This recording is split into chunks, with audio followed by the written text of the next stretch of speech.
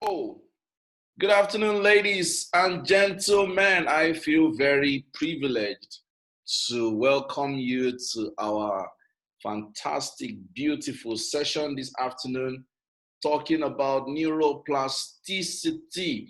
How are you? I'd like you to tell me in the chat room how you are. How do you feel? What's your emotion like this afternoon? Let me read from you. I hope you're good. For those joining late, you know how we do it. We come online 15 minutes to the time. So it's not so cool when you join late because joining late simply means distracting the class.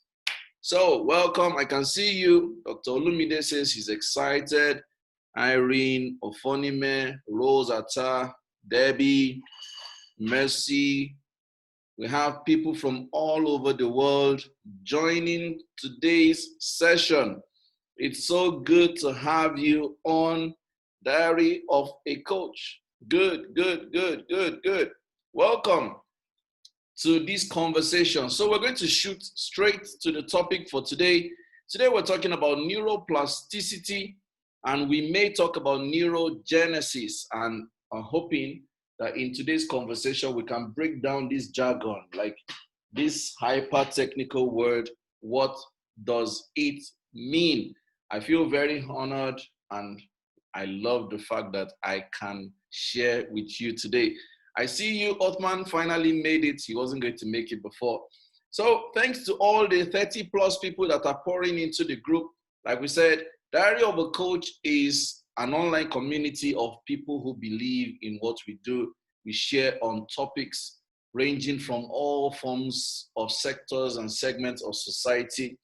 And today we're delving into one module that we call the Human Response Code in SOPCA. SOPCA is our neuroscience organization where we help you, we sell serenity, and we help you develop your mental and emotional wellness, one mind at a time. So today I'm delving from SOPCA into Diary of a Coach, talking to us about neuroplasticity and neurogenesis.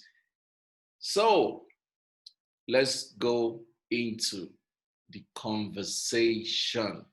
If you joined late, you didn't hear the music part. We've been playing music all the while, ha ha ha. But now we're delving into the topic. So, what is neuroplasticity? I'd like you to look at the slide on your screen. And I want you to remember that every thought that you have carried from after today started first like an idea flash. Every thought that you've carried up to today first started like an idea flash. There was a day you heard something for the first time. There was a day you saw something for the first time. There was a day you felt something for the first time.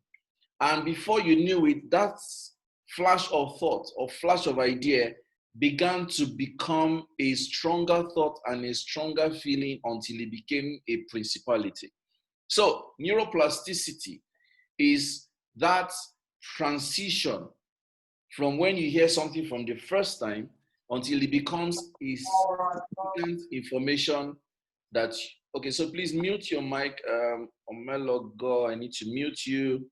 Everyone kindly make sure your mic is muted so that we're recording this session so we minimize incursions. So neuroplasticity simply means the transition of your thoughts from an idea to a strong belief. The transition of your thoughts from an idea to a strong belief. The transition of your thoughts from an idea to a strong belief. That is what neuroplasticity, basically at the layman level, that is what it tries to teach. So when you look at the slide, there is a twine on the screen. And the twine says that on one end of the twine is just a thread. On the other end of the twine is a bundle of the same thread. What it will take to break or cut the twine on the one end where it is one thread is different from what it will take to dismiss the bundle on the other end. So that tells you that all our ideas actually grow from weak state to strong state. And that is exactly what neuroplasticity is. So let me give you a practical example. I want to relocate from Nigeria. There is a first time somebody thinks like that. And then the person permits himself to begin to think about it and begin to know about it and begin to learn about it and begin to get more information about it and begin to take actions about it and begins to even do what is required to relocate. Guess what is happening? The more information you are getting about relocation, the stronger your belief about relocation, the stronger the chances of getting more results about relocation. As you are spending to write maybe your English, test of English and all those kind of requirements, and you are paying for this service and paying an agent and paying, the more you are investing time and resources, then you find out that you are becoming stronger in that decision. That what is happening in your brain is neuroplasticity. When an idea moves from just a thought to a strong belief, it has become neuroplastic in nature. And that is what we want to talk about today. How can I change my life by taking charge of the frequency of thinking? How can I change my life by taking charge of the repetitiveness of thinking? How can I change my life by taking intentional steps to create the line of thinking that will become stronger for me? That is what neuroplasticity aims to achieve. So some of you say, I want to make money. I want to make ₦1 million every month. The question is, what must I start doing so that that becomes my preoccupation? Because the more I think of ways to make ₦1 million every month, the stronger my mental muscle on how to make more money every month. The more I indulge a fear, the bigger it becomes. The more I indulge a pursuit, the stronger it becomes. The more I indulge a misinformation, the bigger it becomes. The more I indulge in doubt, the bigger it becomes. Anything we dwell on expands. And that is the principle behind neuroplasticity. Neuroplasticity says any thought that you focus on increases in nature and capacity. And today we want to now convert that accident into an intentional way of thinking. I want to ask a question, and I want you to tell me if it is true or false. The statement says, a fixed thinking is physiologically false. Is it true or false? A fixed thinking is physiologically false. Is it true or false? Is this statement correct or incorrect? I want you to use the chat room to tell me what you think the answer is. A fixed thinking is physiologically false. Is this statement correct or incorrect? I want you to use the chat room to tell me what you think the answer is. Is this statement correct or incorrect? A fixed thinking is physiologically false. Esosa says it is correct. Folake says it is true. Aishatu says it is true. Idenyi says it is true. Debbie says it's true. Elijah says it's true. Dr. Olumide says it's true. Very correct. Ofonime says it is true. Bumi Okonoda says it is true. I'll take 2 more responses and we move on. 2 more responses and we move on. Is this correct? Agnes Afi says it's true. Otman says it is true. Fantastic. So nobody so far thinks it is false. And we are all correct. Ladies and gentlemen, everything that you believe today, you arrived at it. Everything we believe today, we arrived at it. And everything we will believe tomorrow, we will arrive at it. So, everything I believe today, I may not believe tomorrow, depending on what happens between today and tomorrow. There is no decision that just happens. All decisions are deductions. All decisions we arrive at. All decisions are based on factors and conditions surrounding the decision itself. So at no time do we actually decide abruptly. At no time do we actually decide out of the blues. At no time do we actually just decide, in spontaneously like, oh, I just decided this. I didn't have a background information. At no time does that happen. So all fixed thinking don't exist. There is no fixed thinking anywhere. There is always a deduced thinking. There is always an outcome based on a process of factors and thinking. So, a typical example, the dress you wore today, you didn't just decide to wear it. Some factors played out. Where am I going? Who am I likely to meet? How do I want to feel? Does this feel nice on me? The last time I wore it, did I feel good in it? Did I feel bad in it? Oh, I felt bad in it, so I'm not going to use it today. Oh, I'm likely to see someone I like. Or I'm likely to see someone that admires me. So I like to look touche, or I like to look different, or I like to look bright, or I like to... So when you are picking a dress, you're actually arriving at a deduction based on factors that would govern that decision to wear that dress. But guess what? Because there are factors that govern why you picked that dress, the chances that you will wear that dress more often or less often is also shown in your decision. That's what neuroplasticity means. Neuroplasticity will tell you when you go to your wardrobe, you wear some dresses more than some dresses. Why is that so? Because for every time you wore a particular dress, depending on the factors that made you wear that dress, you were reaffirming a particular belief based on that dress, and the mental muscles were standing for or against that dress. If you look at the way you go out to eat pre-COVID, there were some places you always went to eat, whether it was snack or takeaway food or sitting and gist, even the choice of cinemas you go to, the choice of places you visit, the choice of friends you keep, the choice of things you write, the choice of books you read, they are all governed by neuroplasticity. Why? Because many times we repeat our choices. And for every time you repeat a choice, you are increasing the muscle for that choice. This is how neuroplasticity works. So where am I going with this gist? I'm going with this gist in the sense that if what I am doing or experiencing is not what I want, then I must by all means reduce the repetition of what I don't want and start a repetition of what I want, because my brain will repeat by default what I want.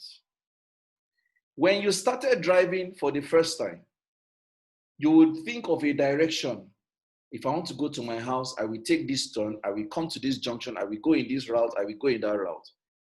First time you did it. Second time, you probably thought the same way. By the third and fourth time, you don't need to consciously know the road you are driving. You just drive. What happened? Neuroplasticity. Because sometimes you want to go in another direction, but because by default, your brain has mapped a particular direction, you find yourself going in the same direction you didn't want to go that day. What happened? Neuroplasticity. We always repeat what our mental nerves have programmed as true. So in your life, if there are experiences you are not enjoying, you must by all means begin to think of decluttering, reducing the repetition of that experience and creating a new experience. We're going to come to that in a few seconds. So, I'm going to show you a few more slides.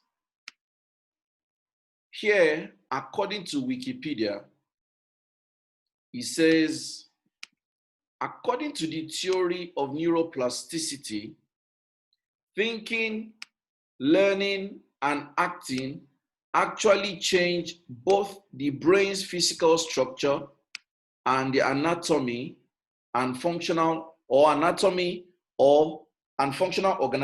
or physiology. Three things govern neuroplasticity. One, what we are thinking. Two, what we are learning. Three, what we are doing. Three things govern neuroplasticity. One, what you are thinking.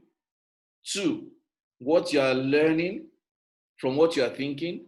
And three, what you are doing based on what you are learning. And guess what it changes? It changes, one, the structure of the brain, how your brain is molded. And secondly, the way you think, the way you process information. These are the changes that happen to your brain. Neuroplasticity actually impacts on the physical structure of your brain. And how does this mean? Let me go back to the previous slide and show you something. In this previous slide, you can see the call it cobwebs on the screen. When you start a new thought, this cobweb is actually one strand of nerve in your brain. One strand. Let me give you a practical example. All of us here can speak English. All of us here can hear English. All of us here can write in English. This is my assumption. I want you to tell me, any one of you here who can speak, write, and communicate in Latin. If you can, fluently, write it in the chat room. Say, I can. If you can speak, write, and communicate in Latin, write in the chat room. Say, I can. I'll count down from 3 to identify anyone who can. 3, 2, I have a chat. Emmanuel then says, the person didn't come here.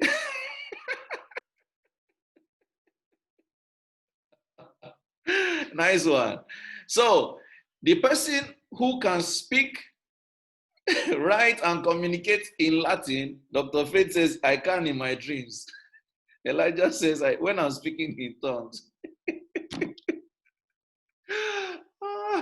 Fantastic.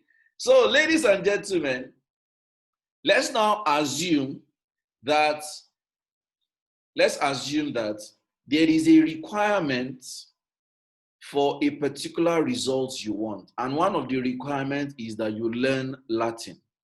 And not just learn Latin, speak Latin, communicate in Latin dialect or language. Now, ladies and gentlemen, I would like you to pay attention to this.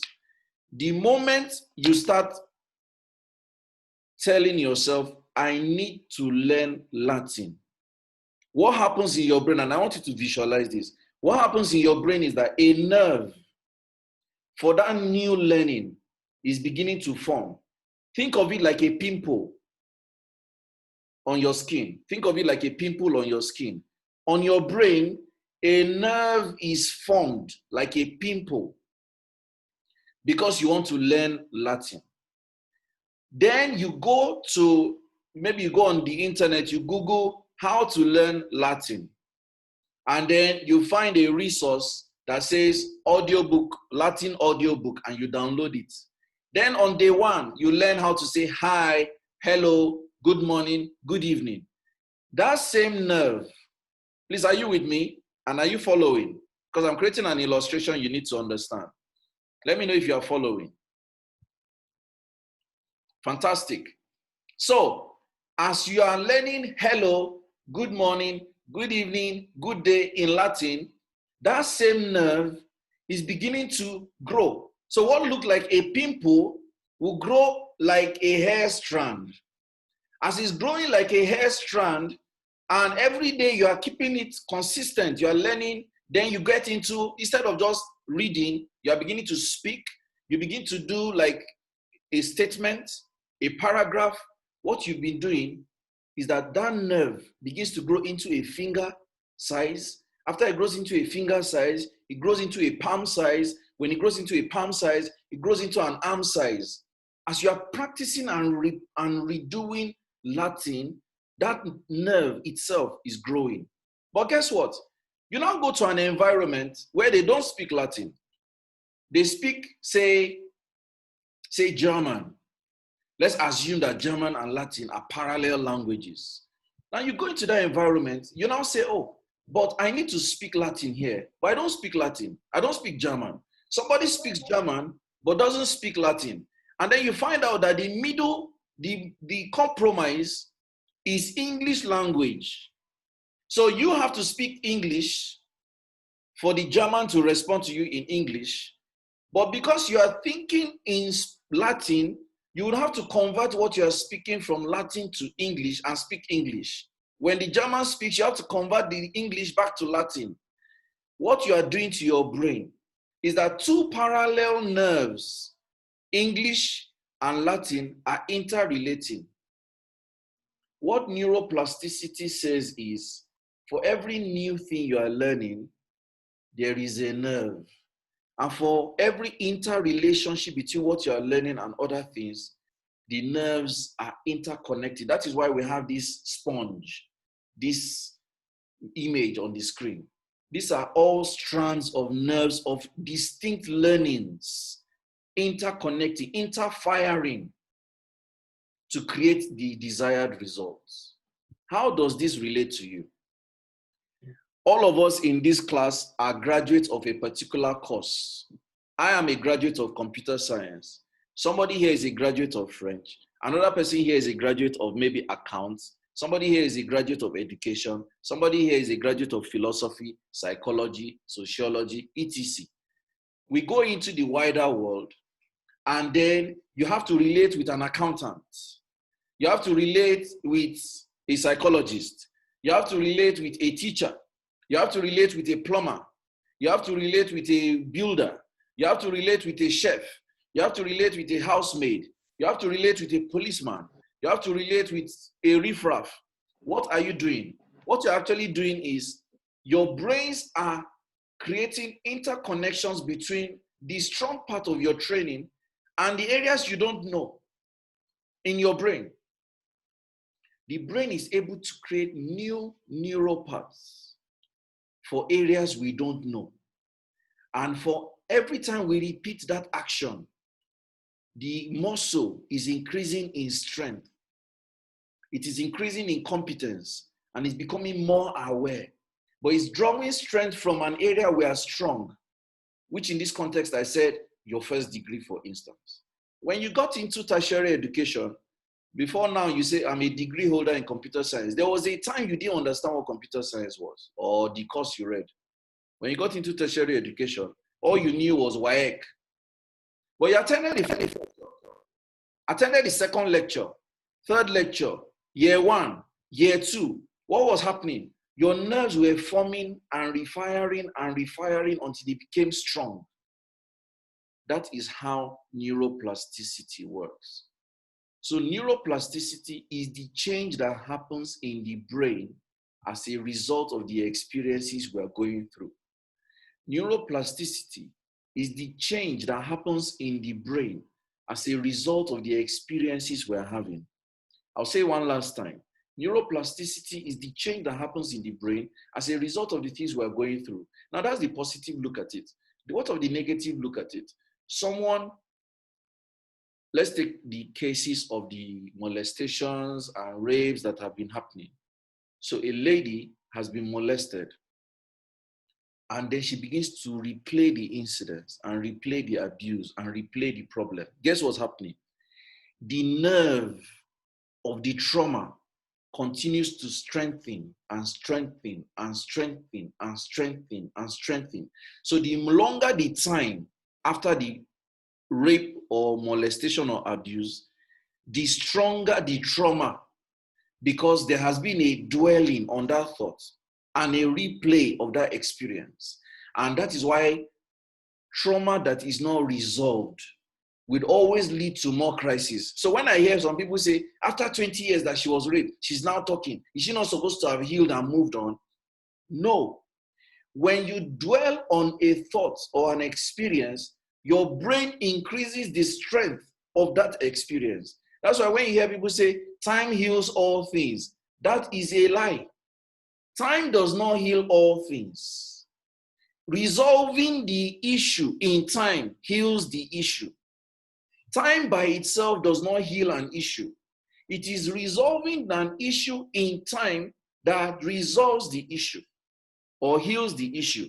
I hope you're getting my point. So don't ever tell yourself, over time, I will be fine. No. Time by itself does not fix anything. It is taking action to resolve an issue in time that fixes the issue. And I'm saying this because your brain has the capacity to either create a healing path or create a trauma path. Any path you dwell on becomes reinforced and stronger. That is how the brain is naturally wired to behave. And I'm hoping that we can get this. So let me go to the next slide. Two things are happening. Every thought fires a neural path in the brain. Every thought fires a neural path in the brain. And you have two options: refiring a consistent thought or firing many thoughts to weaken your brain directions. So if you look at this slide, it says thoughts that fire together, wire together. Thoughts that fire together, wire together. And what is this supposed to mean? What this means is that when I am thinking in a particular direction consistently, that becomes my experience. When I'm thinking multiple directions at the same time, I cannot achieve anything. If you stick to a thought consistently, it becomes your experience. If you stick to several thoughts at the same time, you have no experience. You're not going to have any results. So people that are, trainers in vision board, law of attraction, goal setting, this is what they are trying to tell you. They're telling you that if my goal this year is to build a house, I must make sure that all my thinking is in alignment with that goal. Because the more I'm thinking in the direction of that goal, the more my brain goes into autopilot for that goal. But if in January, I want to build a house, in February, I want to buy a car, in March, I want to relocate to Italy, in April, I want to sell a car I've not bought, in May, I want to sell the house I've not even started building. If every month there's a new goal, every month there's a new goal, every month there's a new goal, get what's happening in your brain. Your brain weakens. There is a weakening of the goal. So by December, when everybody is saying, oh, crossover, this year, testimony, you're saying, well, God knows that next year I will do it. God that sees where I'm coming from understands. You will not have anything tangible to hold on to. So ladies and gentlemen, the point I'm trying to make here is, if there is a particular outcome you are looking for, you are responsible to make sure that every day you are firing your thoughts in the direction of that outcome. Where you have multiple outcomes for the same goal, then you are weakening the resolve in your brain to get that outcome done. The Holy Book says a person that has multiple pursuits, that is wavering, will not achieve anything. When you have wavering goals, wavering thoughts, wavering ambitions, you cannot attain anything. So, if you want a particular outcome, you must aggregate your thoughts in one direction and make sure it happens. Because your brain is going to create nerves and reinforce the nerves, reinforce the nerves, reinforce the nerves until that nerve becomes autopilot. Have you seen some people? So let me tell you a trajectory. Some people grew up, they didn't understand how to do affirmations. They didn't understand positive mental attitude. They didn't understand how to talk in a positive way and, be inspired. So every day they are struggling with doubt. They are struggling with self-doubt. They are struggling with fear. That was their experience. As they were exposing themselves to the holy books, to positive work, to coaches, to psychologists, to positive energy, and they are learning every day. Every day they say an affirmation. Every day they say an affirmation. Every day they say an affirmation. Guess what? At a particular point, they are so full of positivity that they don't feel that anything negative can stop them. They were not like that before. They struggled at a point. So when you hear a quote that says, every expert was once a learner, it is neuroplasticity they are referring to. Because the brain has the capacity to create a strong nerve that becomes your experience. The same way someone that was very positive can become very self-destructive. Once you dwell on a self-destructive thought, it becomes stronger and stronger and stronger and stronger and becomes your experience. It can tilt either way. So this slide here says, repetition makes the neurons fire stronger and faster. However, interrupting or redirecting your thoughts makes your neurons fire weaker and slower. The more you focus on a particular goal, the faster your results in that particular goal. The more you focus on a particular result, the faster and stronger your arrival at that result. The more you focus on a particular outcome, the stronger and faster you arrive at that particular outcome. So my question to you is, how long have you held on to that desired outcome so far? And how consistent are you about it? Because your brain physically is restructuring to accommodate your thinking. Physically. We're not talking of a spiritual thing here. Physically. The brain is, many of us in biology learned amoeba, that shapeless item, that's whether it's an entity or a living being. The amoeba, they say, is a shapeless entity. Your brain is actually a pseudo-amoeba in shape, in the sense that your brain can create a new path out of nothing and change a path out of nothing. So your brain can take any shape and size based on your thinking. As you are thinking, you are becoming, because your brain will create what you are thinking. Your brain will create a physical result of your thinking. Your brain creates a physical result of your thoughts. I want you to pay attention to this conversation, because if you don't want a particular physical structure in your brain, you don't want to dwell on a thought. Simply put. So when you hear that man is a co-creator with God, it is not a lie, because you are actually creating the structure of your brain. You're actually creating the structure of your brain. The size of your brain is a function of your thinking. Have you heard some people say that man has a big head? Let me shock you. The size of your head is also a mirror of the size of your brain. So you find that researchers, academics, thinkers, people that do studies and a lot of extensive work in development tend to have faster thinking. Why? Because over time, neuroplasticity has created faster neural paths. They're able to research faster, think faster, get results faster, decide faster. Have you seen mathematicians? The more a mathematician, so you see our kids in primary school and secondary school, when they work math sums, they become faster. So you ask them a complicated sum, right off the top of their head, they'll give you an answer. Why? Neuroplasticity. Neuroplasticity ensures that once you have invested time in a particular direction, over time, it becomes autopilot. So the reason why some people see suspicion easily, neuroplasticity is working. So people have trust issues, neuroplasticity is working. People have self-motivation, neuroplasticity is working. People have, you see problem in everything, neuroplasticity is working. You see opportunities in everything, neuroplasticity is working. People have told me that, Coach Sam, There's something about you, you easily know how to make money. Anything people tell you, you easily see money making strategies in it. Guess what? It's neuroplasticity. Because over the last 15 years, all I've been doing is, how can I make money in this one? How can I make money in this one? I'm always thinking, where will the money come from? How will this make money? So over time, my brain has created neural path that is always thinking of how to generate revenue.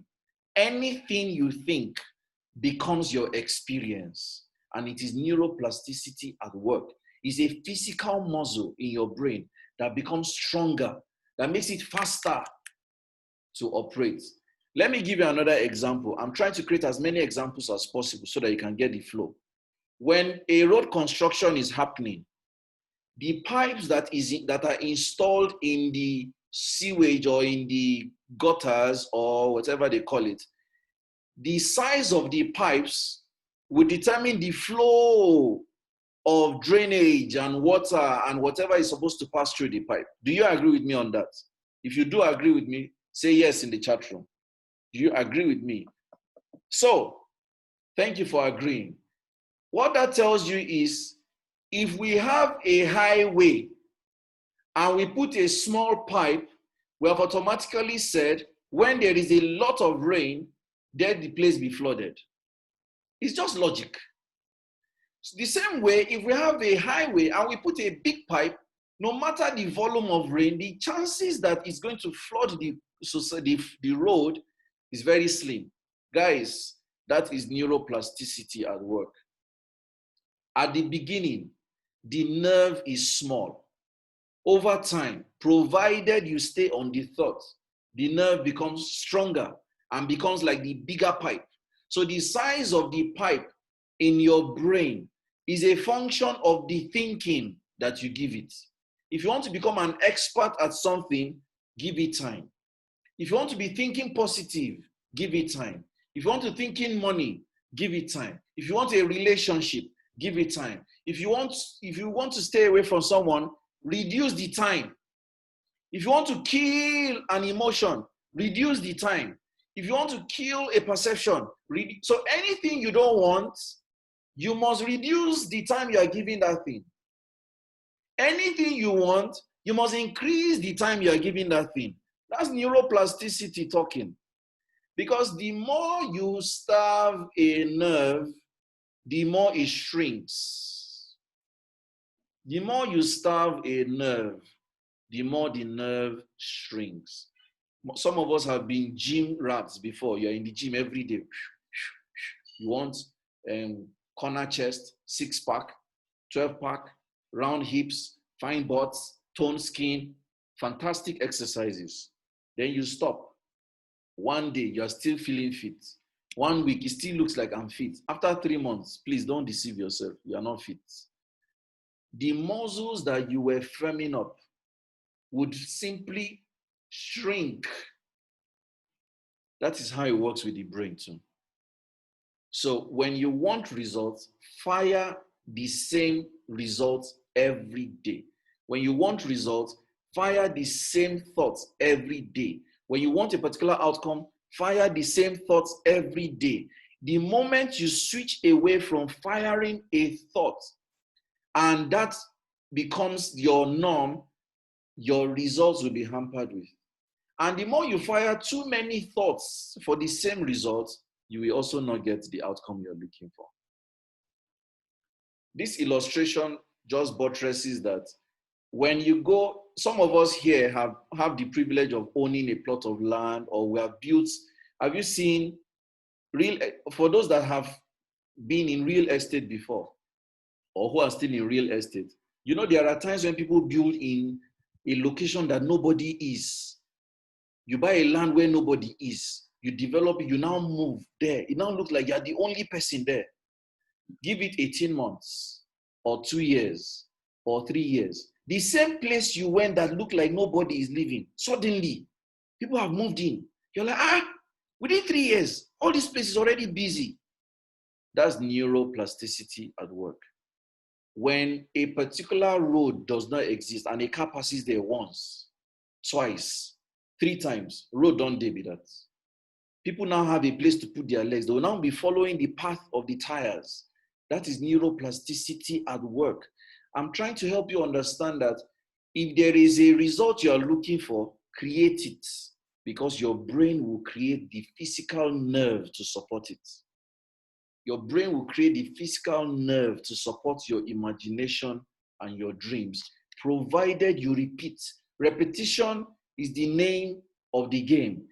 Neuroplasticity thrives on repetition. I want you to write that down. Neuroplasticity thrives on repetition. The more you repeat what you really want, the more you get it. The less you repeat what you really want, the less likely you will get it. Repetition is the strength of neuroplasticity. I have another illustration here. From A to B is a thought I don't want. So B is a thought I don't want. C is a thought I want. A is me, my thinking, my actions, and what I want to repeat. So B is what I don't want. C is what I want. B are my limiting beliefs. C are my empowering beliefs. B are my limitations. C is my flourishing, my everything I want. So I want you to see it that way. Now I'm going to be changing slides, and I want you to pay attention to the changes in slides. So if you look at this current slide, the entire strength of my mental muscle is from A to B. But B is not what I want. Let me go to the next slide. See the next slide. The next slide is that sermon, that motivation, that flash of thought, that what if? What if I just consider what I want? But look at the strength. The difference between the nerve that goes to B and the nerve that goes to C is a world apart. The nerve that goes to C is thin, is a thread. The nerve that goes to B is a muscle, it's a complete bunch of muscles. Now let's go to the next slide. Next slide, look at it. I have repeated my thoughts from A to C. As I'm beginning to focus on C and reducing my focus on B, the nerve that goes to B is shrinking, and the nerve that goes to C is strengthening. The next slide, over time, the nerve that goes to B completely weavers. Yeah? Is it weevils? Shrivels. Dries up, withers. The word is withered. Forgive me. Completely withers. It dries up. And the nerve that goes to C completely becomes strong. This is the practical example of neuroplasticity. It says, if you want something, you must reinforce your thinking in that direction so that you are starving what you don't want. And over time, it becomes stronger. Then somebody will now ask me, what is the duration of time that would make me switch thinking? And my answer to that is the magnitude of the outcomes you are looking for will determine the longevity of thoughts you must have. That's number one. Number two, the severity of what you are trying to heal from will also determine the severity and intensity of new thinking that you must have. What it will take to heal a trauma, a physical assault, a rape case, a divorce, a death situation, a robbery, PTSD, a burglary, is different from what it will take to heal from maybe a lie, maybe a smack, so all people have different severities of emotional experiences. The more severe you think your situation is, the longer you should permit yourself to keep thinking in the direction you want to go. There's also a capacity issue. Some people are strong. They have mental and emotional strength to fastly recover and switch. Some people don't have as much mental and emotional strength to switch. So, how long will it take for my neuroplasticity to work? I think that one, it is personality based. Two, it is experience-based. 3, it is situation-based. And situation here means where I'm coming from or how much I want to achieve. What it takes to, what it takes to build a thatch house will not be what it takes to build a duplex. So if I have to keep firing my thoughts, it will tell you the intensity and the longevity of what you should be thinking. But this is how neuroplasticity works. This is how neuroplasticity works. So let me show us one last slide. If you want neuroplasticity to work for you, you must think in the following directions. 1, when we learn a habit, it takes over a neural path. It takes over a neural net that controls that region. Just like I showed you, the first slide I showed you a twine. One side was a thread, the other side was a bundle. As you're learning a habit, it's going to overtake a particular segment of your brain. Every time you repeat the habit, it claims more control of your brain. It takes more control, more control, more control. So that is why some people find it extremely difficult to desist from drinking. Some people have been drinking since God knows when, and they'll be saying, I want to stop this habit. I want to stop drinking. I wish I can stop drinking. But the more you're thinking about, how do I stop drinking? I want to stop drinking. I don't want to drink. Oh, my friends are enticing me. I don't want to drink. Guess what? You're reinforcing that this drinking is occupying my mind, is on my mind, is on my mind, is on my mind. The same thing with sex. I don't want to indulge in illicit sex. I don't want to have wrong sex, blah, blah, blah. The more you're thinking about it, the more you find yourself having sex that you don't want. The same thing with smoking. The same thing with lying. The same thing with fixing figures. The same thing with anything. The more you think about it, the more it's gaining control over your mind. The third point here says, unlearning a habit is a lot harder than learning a new one. Unlearning a habit is harder than learning a new habit. What that tells you is, if you know that a habit you are in is not what you want, then make sure you don't learn new habits you will want to unlearn in future. Make sure that you don't start a habit you will struggle to unlearn in future. Because to unlearn a habit you don't want is hard. To unlearn a habit you don't want is hard. So when you have not started a habit you don't want, make sure you don't start it. Because to unlearn a habit is hard. That physical brain path will take time to shrink and may never fall off. Have you seen anybody with 6 fingers? When a child is born with 6 fingers, they normally tie one of the fingers. When they tie one of the fingers and ensure that blood does not flow to the finger, that finger shrinks. Do you agree with me? For those in medicine, you are aware. My second daughter had that experience. My second daughter was born with 6 fingers on both hands. So when she was a few days old, we were advised in Luth. Luth is in Lagos, southwest Nigeria, to tie the 6th finger. When we tied the 6th finger, the finger dried up over time and fell off. But guess what? There is a dot till today on those 2 palms that signify where the 6th finger was when she was born. That is what happens with the brain. You may find it difficult to stop a habit, but over time it will stop. However, because the law of neuroplasticity of the brain says that a nerve can grow, the moment you come back to give attention to that nerve, it will start growing again. That's what happens with relapse in therapy and rehabs. A person stops taking cocaine or stops using substance after 20 years. The person tries it once and then has a relapse. What happens? That nerve is still there. Yes, it has shrunken.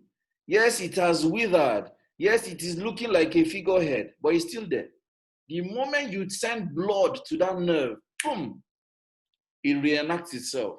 It's just like a plant. You put a plant in a pot, you don't water it, you don't tend it, it shrivels.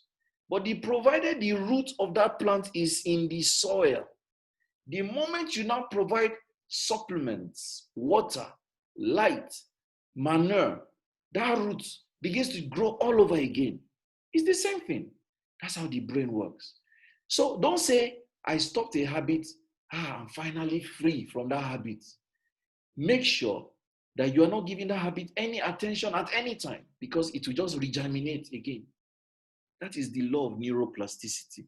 The brain can create anything, anytime. I'll say it again. The brain can create anything, anytime. I'll say it a third time. The brain can create anything, anytime.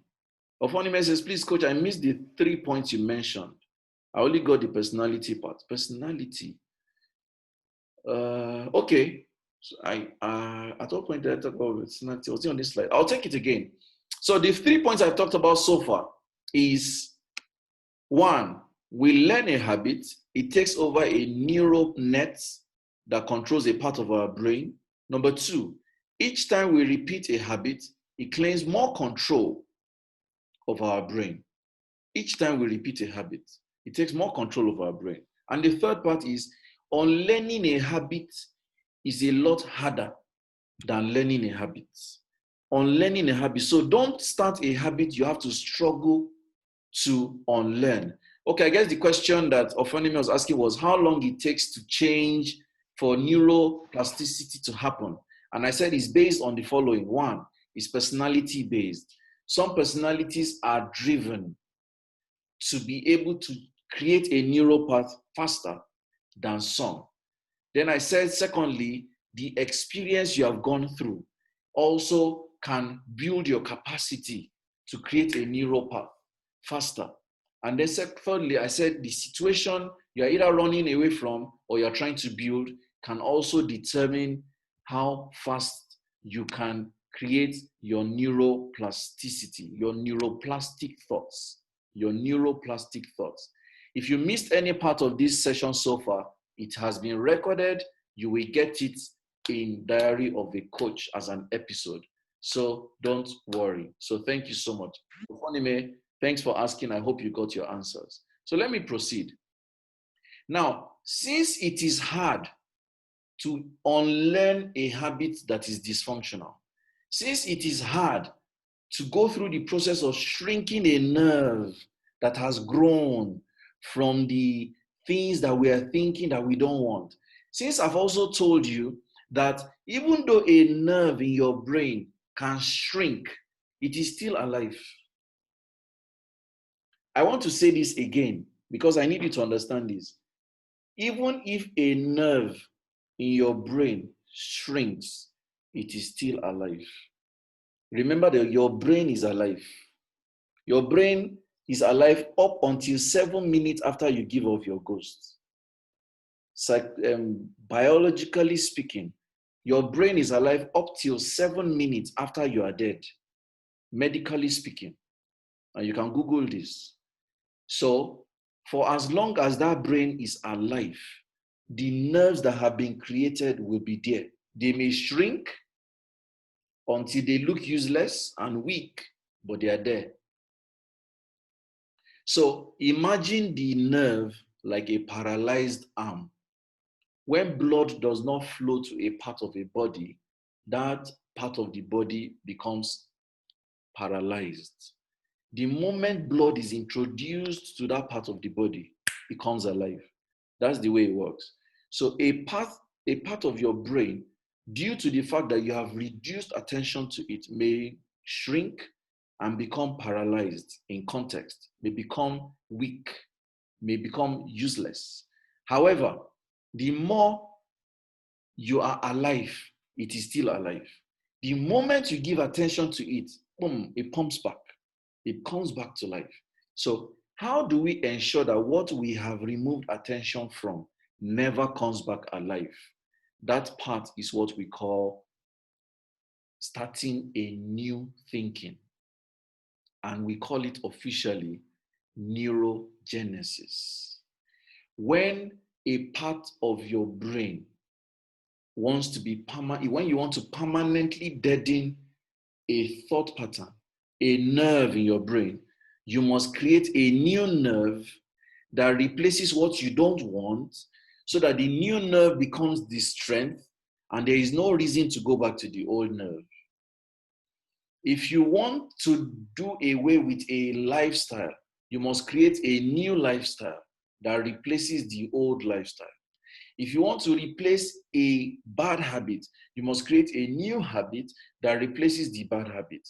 If you want to replace, if you don't like a job you are in, and that job is taking everything from you, but you're afraid of leaving the job, the logical thing is to get a new job that replaces the old job.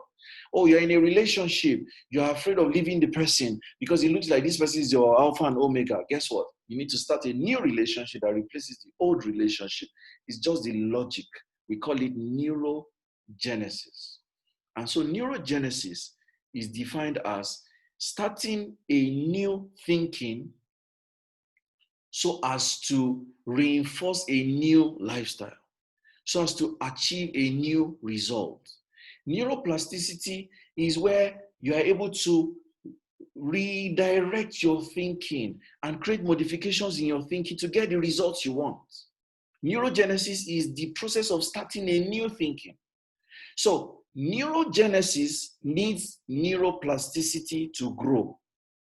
Neuroplasticity needs neurogenesis to start something new. Let me explain. Let's assume that I have been a substance user for many years. Neuroplasticity is the process where I reduce the intake of substance use over time so that my brain is able to adjust to the new ways that I want to be taking substance. Neurogenesis, however, is to start taking something completely new that replaces what I was taking before, so that there is a new taste in my brain. That is the difference. Neuroplasticity is modifications you make to your thinking, modifications you make to your habit. Neurogenesis is new beginning, is starting something completely new. We like to call it a radical step in your thinking. So neurogenesis is more radical than neuroplasticity. The example I'm going to give to this is this. When you go to a new location, you remember our slide that talked about the car that drives on the road. You go to a new location, you drive on that road once, twice, 3 times. That particular activity, the first time you rode on that road is neurogenesis. Every time you are repeating that trip is neuroplasticity. Now, when I'm in a new environment, I've created a new path, then other people start coming into that environment and the road begins to deviate and expand and expand and expand. That is neuroplasticity. But the fact that I came to that vicinity the first time and I rode on that road the first time, that was neurogenesis.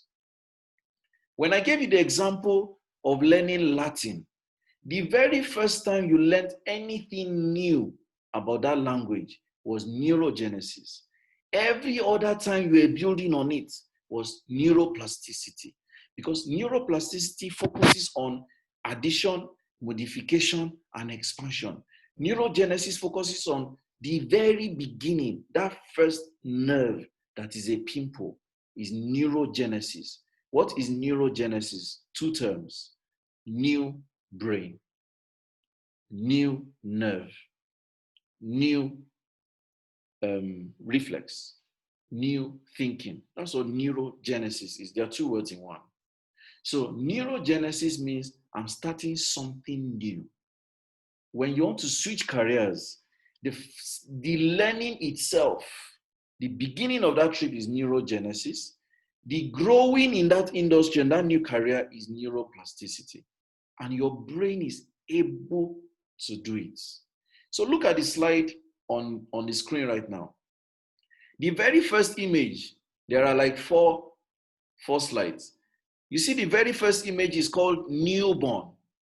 Those scattered thoughts is newborn. The very first time you're thinking something, it is new in your consciousness.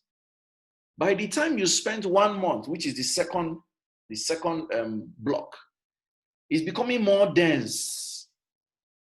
Then the third block is becoming, I don't know if the word denser is correct, more dense. And then the fourth block is when it has actually formed and become autopilot. That is how it is. So when we first had our first child, every time you have a first child, what you are learning at that point is neurogenesis. How to take care of my own child is neurogenesis. As the child is growing older, 1 month, 3 months, the experiences of the first night, the experiences of the first week, you're already becoming accustomed to it.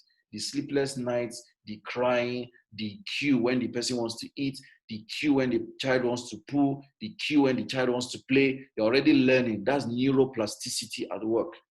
By the time you have a second child, it is not neurogenesis again. It is neuroplasticity, because you already have learned from the first child and the experiences of raising the first child. So neurogenesis is when you start something new that you have never experienced. Neuroplasticity is when you walk through expanding, utilizing, relating with what you have already started that is new. Both are mutually inexclusive. They work hand in hand. So you cannot have neuroplasticity without a form of neurogenesis, because at some point you will learn something new. Let's go back to your tertiary education. In 100 level, you learn some things. At 100 level, or let me not just say 100 level, at tertiary education, first year, because some may have gone to poly, some colleges of education. In your first year, it was neurogenesis, at least the first semester. By the time you started going into second semester, third semester, it was neuroplasticity. When you now went into second year, a complete branch of new course was introduced. For that new branch of course, it is neurogenesis. Then you begin to learn about it and it becomes an expanded knowledge. Then you start to interconnect. Oh, this course reminds me of another module in another course. That interconnection is neuroplasticity at work. The elastic nature of your brain to interconnect all your learning is neuroplasticity. That is why in neuro-linguistics programming, we say everything you experience is for your use. You can use everything you're experiencing.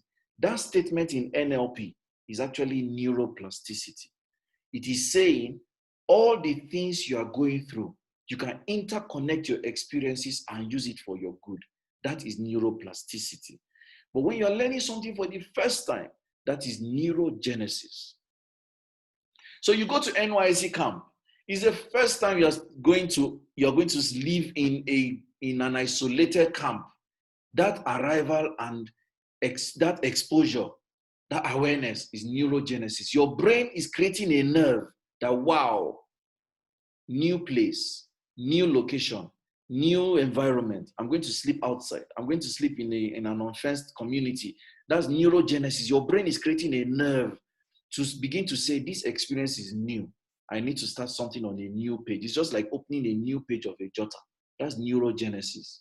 As you are beginning to experience, every morning, they blow the bugle, you run out, you do your road walk, you do your parade, they practice, it becomes neuroplasticity. You begin to relate that, you're from my school, oh, you came from abroad, oh, this. You begin to interrelate with people and begin to share experiences, neuroplasticity sets in.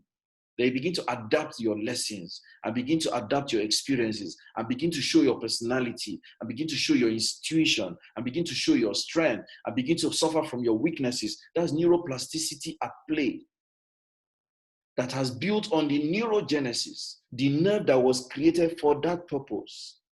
So for every new experience, there is a new nerve. It's that nerve that grows and interrelates with existing nerves that are already grown in your brain before. That's how the brain functions. So you go to a new country, neurogenesis starts. A new nerve is popped out like a pimple. As you begin to learn and see and hear and speak and learn and speak and experience, neuroplasticity takes over and begins to expand on that nerve and interconnect with different things you are learning. So you are tasting their food, you are comparing the taste with your Nigerian food. That's neuroplasticity at work. You meet a person, their name sounds one way. You say, oh, what's the meaning of your name? You say, my name means God win. You know, in Nigeria, I am from Yoruba land. In Nigeria, if you were in Nigeria, your Yoruba name would have been, that's neuroplasticity at work, interrelating what's going on. So I'm saying this so that you can permit your brain to flourish. Everything you're going through is useful. Everything you're going through is useful. And it is either positive or negative. Unfortunately, neuroplasticity and neurogenesis is neither ethical nor moral. It's only based on experience. I want you to write that down. Neuroplasticity and neurogenesis is neither ethical nor moral. They are just experience-based. So I can meet a person, he's smoking crack. I'm like, wow, what's this? That's neurogenesis. Then the more I relate with him and I'm interacting with him and other people in the group, I begin to compare crack with cigarette, with weed, with this, with that. Neuroplasticity is at work. Some people will say, no, that's a bad experience. But hey, neurogenesis and neuroplasticity does not know morals, does not know ethics. I meet a gang of serial killers. I'm like, you guys are not supposed to be killing people. But guess what? Over time, I relate with them. And then I feel like, well, really, anybody that offends me, I can take his life. It doesn't matter. Guess what? Neurogenesis has led into neuroplasticity. The good guys will say, no, you're not supposed to be a killer. But unfortunately, the brain does not know good neuroscience, neurogenesis, or good neuroplasticity. No difference. It does not matter. I shared this experience before. I said, the first time I saw porn, the very first day I saw porn, I was moody. I was like, hi. Why did I watch what I just watched? Oh, wow, such a graphic, stuff. Guess what? A few days later, I was back borrowing pornographic videos. Why? Neurogenesis was the first day. I was like, I didn't like it. But guess what? Because I dwelt on that thought, I had the cravings. I went back, borrowed another one, rented. I was renting pornographic videos every night. Neuroplasticity took over. So neuroplasticity and neurogenesis does not know morals, does not know ethics. You know, say, so I am wired to think positive. I'm wired to think good. Anytime I'm thinking bad, is the devil, is your brain. Your brain is simply doing what it was designed to do, to create a new nerve and to grow the new nerve and to interrelate with other existing nerves. Simple. So I want you to write the following 3 things down. Your brain is wired to 1, create a new nerve.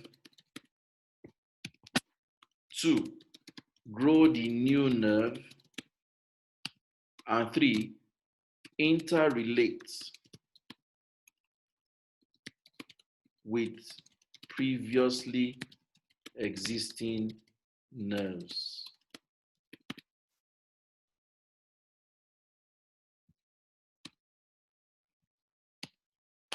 That's what our brain is primarily wired to do. So if I'm going to use these 3 points to advise you, anything you want to create, anything you want to become in this life, number 1, create a new nerve. What do I want? Think of it as a pimple. And when you think of it as a pimple, you know it is still weak, it is still small. I need to make it stronger. How can I make it stronger? I have to repeat that thought and repeat that thought. Do a vision board, do affirmations, relate with people that go in that direction, read books about it, watch movies about it, tell yourself, write about it, talk about it, share about it, read about it, get more information about it. Keep being in that environment. We call it atmosphere. Be in that atmosphere. Let me use the word of Pastor Chris, atmosphere of miracles. Be in that space. Be in that space. Be in that state. In neuro-linguistics program, we say everything is state dependent. Be in that state. Create a state and repeat that state, repeat that state, repeat that state. You are growing the nerve. And as you're growing the nerve, begin to see how does this relate with what I know and what I have and whom I know and how I. As you're creating those interdependencies, you are fortifying the nerve. It becomes stronger. So once there are interconnections between nerves and nerves, it becomes like a bush of nerves, which is very difficult to break. I want you to remember something. If your nerve is standing alone, it's easy to shrink. If your nerve forms a bush, it's almost impossible to shrink and break. So don't even start a habit you would like to unlearn in future, because once your habits form a bush, and a bush here means interrelating with other nerves. Have you tried to untangle your earpiece before? Do you see how frustrating it is? Have you tried to untangle wires that are cluttered in a place? Do you see how frustrating it is? That is how it is when you're trying to unlearn a new habit. Am I making sense to you? When you try to unlearn a new habit, you are trying to untangle wires, cables that have mixed together. And that is what neuroplasticity is saying, that your brain creates new nerves, grows the new nerves, and interrelates with nerves to form a cable, like a mesh, a bush of cables, which becomes extremely difficult to untangle. So we need to be careful what we start. Let me begin to round up. So I want to share with you a task that I want you to go and do. I want to share with you a task that I want you to go and do. I always love to share tasks. I want to share with you a task that I want you to go and do. And this is the task. So you may not necessarily submit this task, but it is for your good to embark on this task. If you can see my screen with the colored wheel, tell me, yes, I can. If you can see my screen with the colored wheel, write it for me in the section, in the chat room. Yes, I can.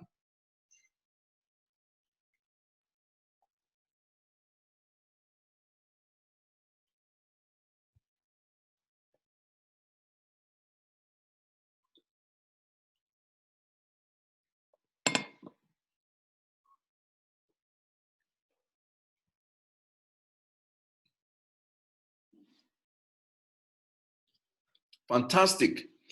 So this is the task I want to leave with you. The wheel you can see, the colored wheel is called the wheel of life. And the wheel of life, so I say wheel of life, Sha. Now the wheel of life is a tool in life coaching where we use it to help people re-navigate their lives or realign their lives. So this wheel is going to be your benchmark. This wheel is going to be your benchmark. This wheel is going to be your benchmark. Now, all the nerves you have grown in your brain so far are actually tied to the beliefs you have about the areas of your life so far. A typical example, some of you consciously want to be wealthy, but you have not grown the muscle, the neural muscle that says, I am wealthy, I think of wealth, I know the ways to make wealth, I'm taking action in that direction. Guess what you've been thinking? I want to be wealthy. It's just that there is problem. It's just that this Nigeria is hard. It's just that people don't like buying my things. It's just that when I announce this, people don't know, they don't even say hello. They just like it. People just like it. They don't buy it. They don't like my product. They don't like my name. In fact, people are envying me. People jealous me. In fact, the way people are talking about me, they're just gossiping me. That's all you're focusing on. Guess what is strengthening? The brain is strengthening the I can't, I don't have, it can't work, it won't work. Instead of strengthening, I know how, I will find a way is opening up to me, I'm getting it done. That's what's happening. Everybody can get anything they want. It's scriptural. The scripture says, all that you need is already on earth. Everything you need for life and livelihood is already here. God is not sending new things from heaven. Everything is already here. But why would we not get it? Because our neural path is focused on the wrong thing. We're strengthening the wrong neurons instead of strengthening the right neurons. Because everything we're strengthening comes to us. I tell people, we don't pursue goals. Goals come to us. We don't pursue dreams. Dreams come to us. We don't pursue wealth. Wealth comes to us. We don't pursue results. Results come to us. We don't pursue outcomes. Outcomes come to us. So the things we're experiencing actually came to us based on the neurons that we strengthened. I hope I'm communicating to someone here. So this task I want to give you is very, very simple. Very, very simple. I want you to go and x-ray some things. I want you to go and x-ray some things. One, what on this wheel, okay, let's even do that one, the first question together. Based on what you see on the screen, which of these areas do you see that is taking the most of your time today, as of today? Write it in the chat room. Just pick one. Which is one area, only one area on the wheel as of today that is taking the most of your time? Write it in the chat room. Just one. Which one area, based on what you see on the screen, is taking the most of your time? Which one area is taking the most of your time? Othman says family. Who else? Which one area is taking the most of your time? Most of your time. Victoria says family. Bumi says business. Michael says personal growth. Idain says business. Mercy business. Elijah spiritual. Engineer Bob Manuel finance, wealth. Esosa says romance and love for fertility. So that's going to be career. Esosa, you're so creative. You combined. Omelogo says business. Tunde says family. Alarakwe says career. Bursayo says personal growth. Robinson says finance and wealth. Fantastic. Then the next question I'm going to ask you is, which other part of this wheel do you desire to focus on? If you had your way, you want to give it more time. I want you to write 1 or 2 or 3. Which other part of this wheel you are currently not giving it as much time as you want? And if you had your way, you want to give it more time. Anita says personal, family, and spiritual. Who else? You want to give it more time. You're currently not giving it the time you want. Esosa says recreation and fun. Okelo says spiritual. Yes, let's keep it coming. Which other parts do you wish you can give more time if you had your way? Otman says business, spiritual, and health. Tunde says business. Mercy says fitness. Olumide says health and fitness. Says more time, social, friends, and finances. Busayo says spiritual and wealth. Debbie says recreation and fun. Good. So the next question I'm going to ask you is, which is what you're going to go and do. What do you think are the beliefs that you are holding on to that is making you think you have to do this or this? What are the beliefs you are holding on to that is making you think you must do this or this? You must do either family or career. You must do either spirituality or business. You must do either fun and recreation or business. It's a belief system. What makes you think you can't do all?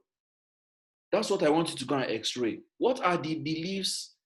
What are the thoughts that is making me feel I have to pick one in the wheel? Or I have to pick just 2 and 3 and just leave the rest to God? That is the task I want you to go and do. That's the first task. The second task I want you to go and do is, what beliefs should you introduce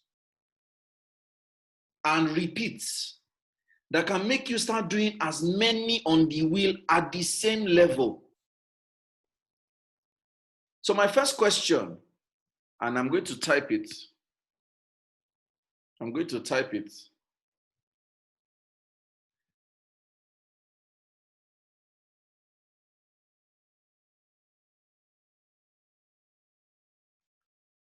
So the first question I'm asking is, what are the thoughts or beliefs that make you hold on to only one or few of the domains in the wheel of life?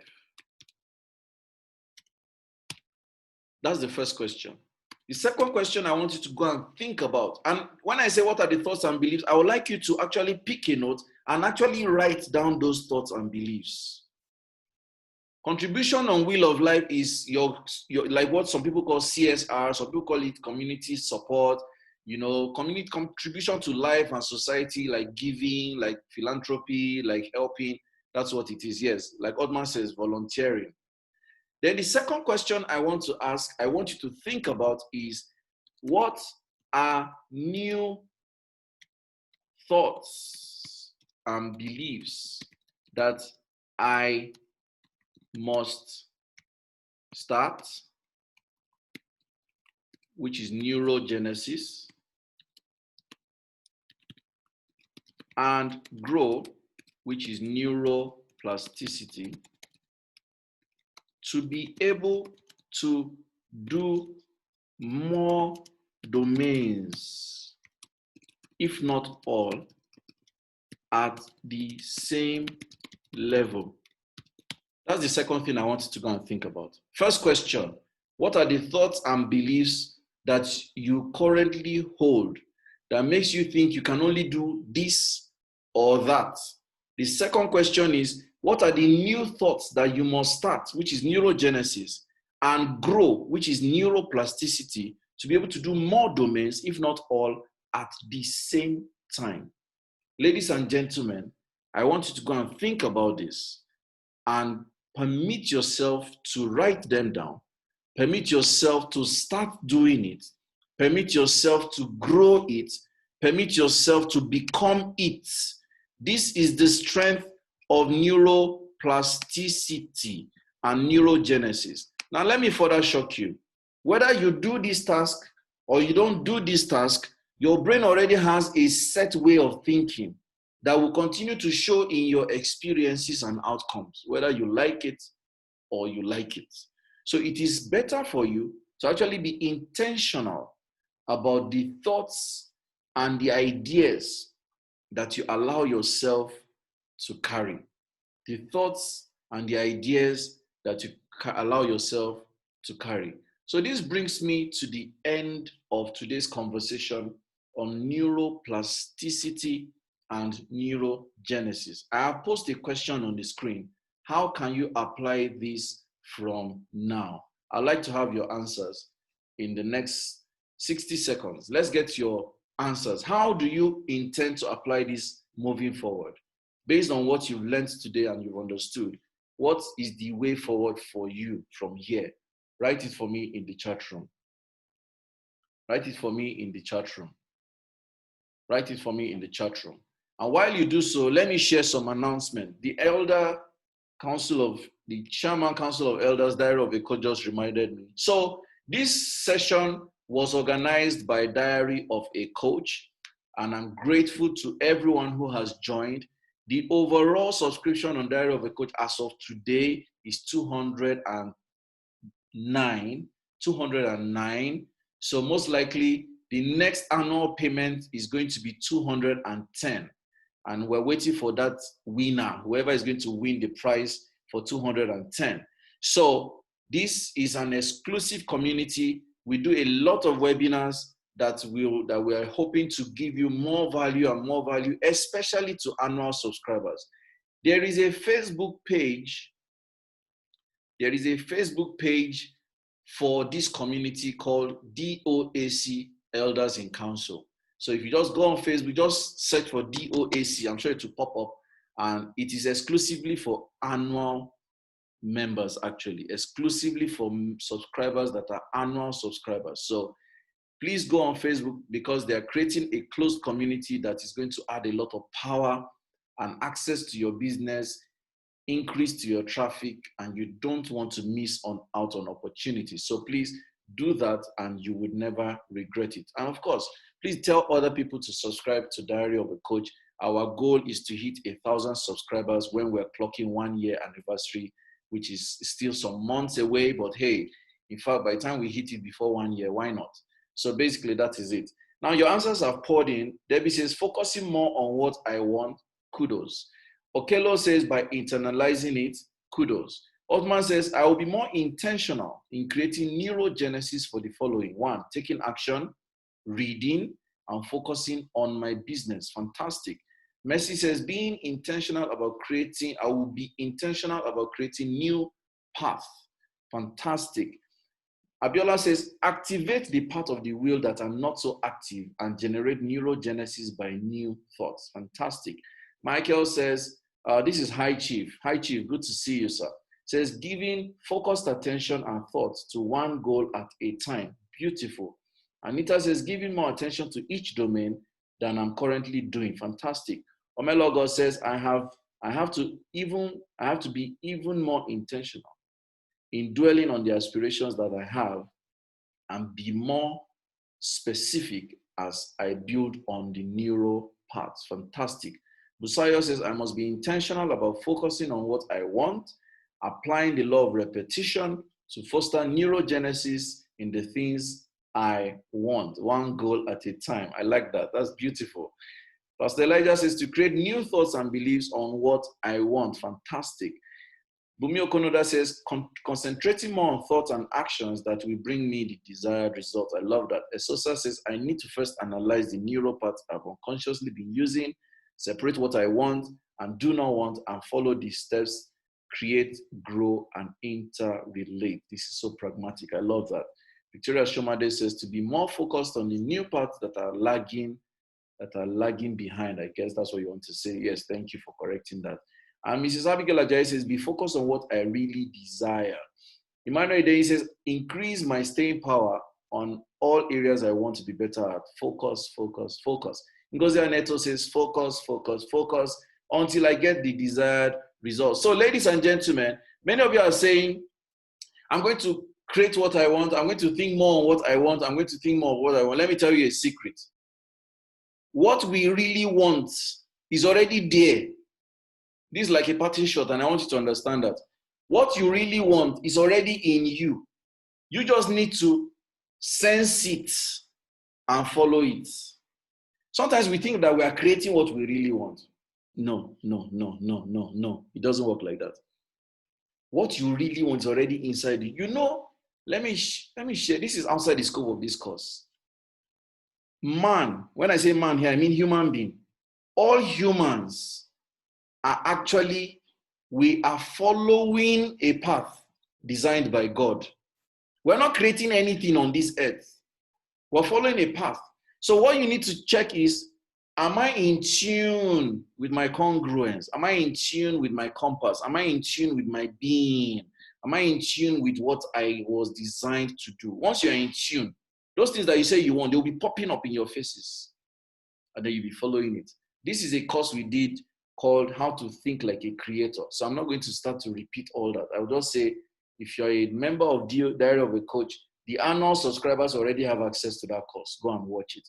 If you're not an annual subscriber, please upgrade your membership, become an annual subscriber so that you can have access to that recording. I said it.